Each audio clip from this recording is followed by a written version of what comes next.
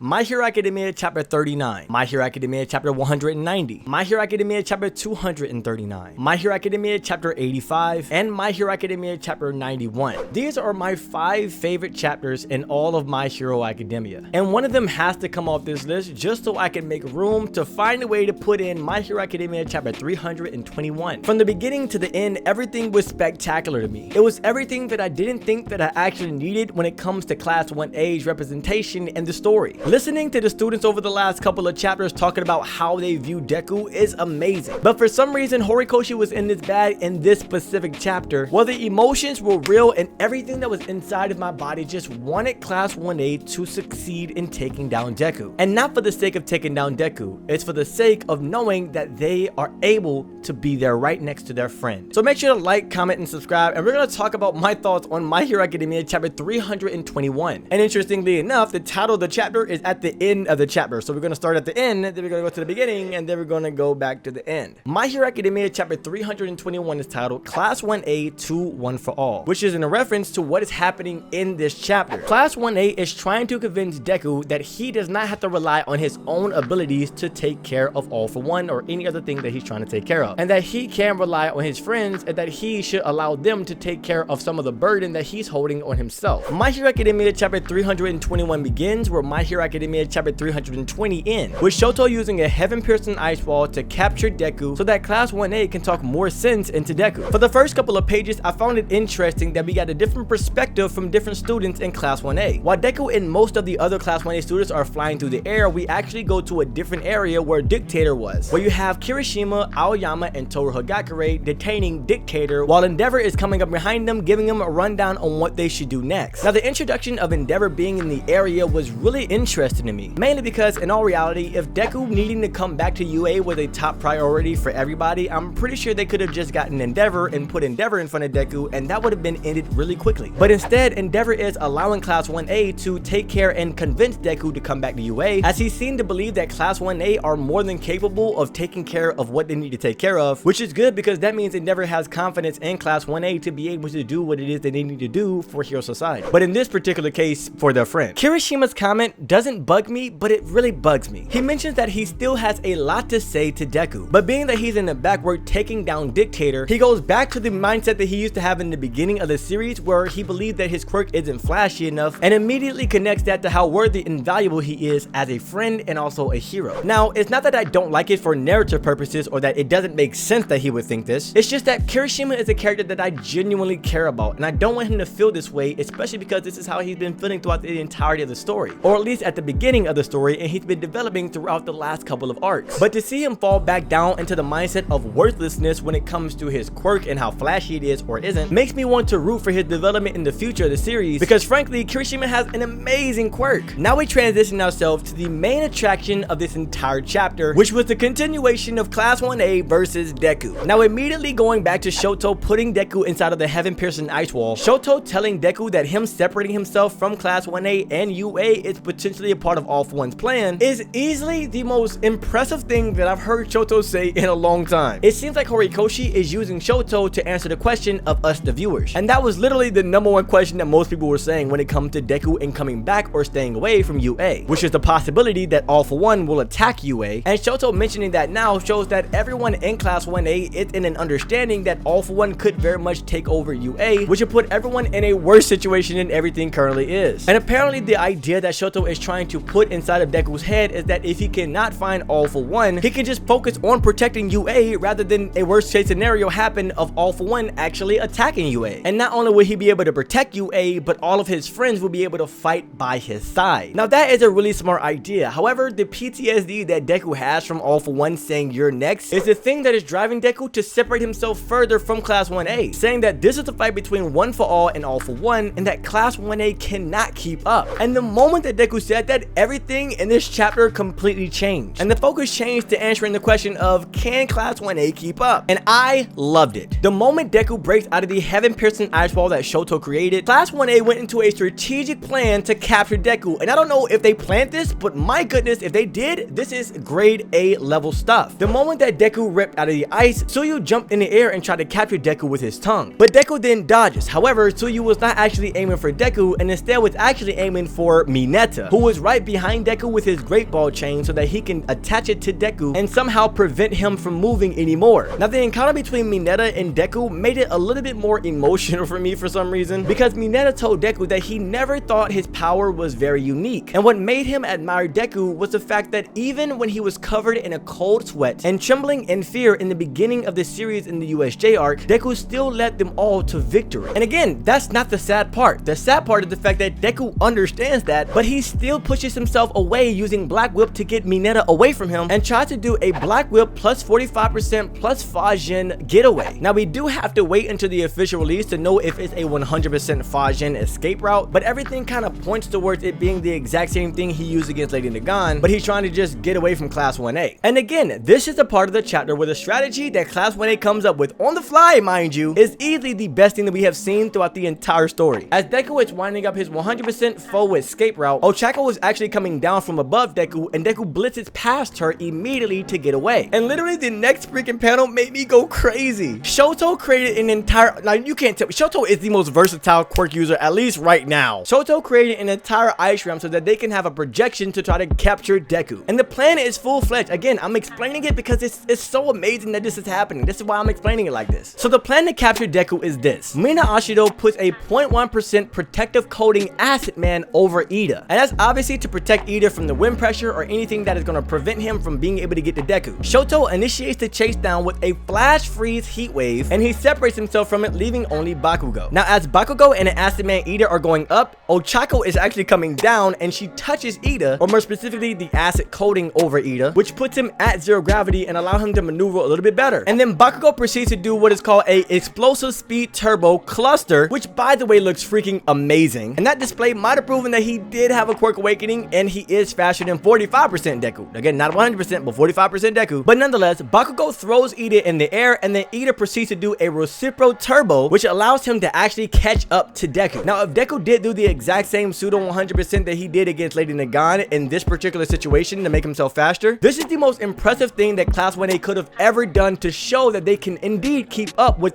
Deku. Not only did they literally prove that they can keep up with Deku as long as everyone is working together, but emotionally they proved to Deku that they will never leave him by his side, and that they will continue to push through their limits and challenge him as well, just so that they can all work together. Now all that sounds great, and it very much made me excited, and I think you can tell that by how I'm talking to y'all. But the thing that truly made me enjoy this entire process of Class 1A trying to prove to Deku that they can indeed keep up was the messages and the inner monologue that they were having individually about what they think about Deku. Class 1A have constantly been saying that they have so many different things that they need to talk to Deku about, and the only thing that's preventing them from being able to do that is actually keeping up with him. And what they're wanting to say to Deku is something that Deku doesn't really subscribe to, which is that they are not asking for Deku to protect him, and that what they're asking is for him to trust them and allow them to be by his side. I think the two people who truly affected me emotionally in this chapter was Bakugo and Ida. For Bakugo, his inner monologue was very blatant, at least to the fans' eyes, saying that there's so many things that he wants. No, there's so many things that he has to say to Deku. And I think that obviously implies an apology that Deku is going to have with Bakugo. Now, will it be in the form of a fight or an actual conversation? We have no idea. But that is something that I am definitely looking forward to. Now, when it comes to Ida, everything became emotional because all of Class 1A put all of their faith in Ida's ability to catch Deku. And Genium is a hero who will run anywhere to grab the hand of a lost child. And when Ida catches up to Deku and grabs his hand in the air, I lost